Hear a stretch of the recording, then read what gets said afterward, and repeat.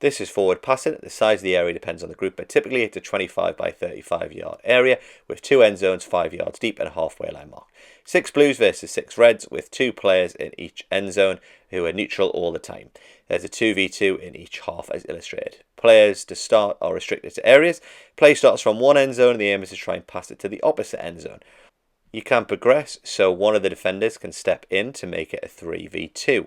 That is an overload to start with. That can only happen when the player of the same bib is stepping into that end zone. Make sure you work on awareness to receive. Look over your shoulder. Try and create the angle to see both players when you receive. Try and receive on your back foot to play forward, or if you've got pressure, set the ball back on the front foot. Try and manage overloads and manage that transition. Passing first, second and third line.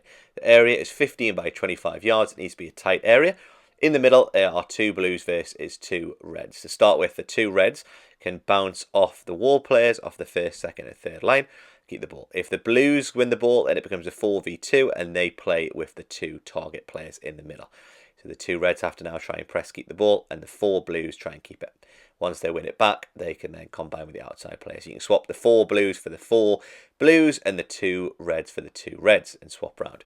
Try and work on when to play into that first, second and third line. Try and relate the session to the different areas on the pitch with the fullbacks and the wingers playing into centre midfielders and into the strikers, and try and make it position specific. Then we finish with a little phase of play. So you start off with 5 attackers, 1 bounce player in the middle and 4 defenders.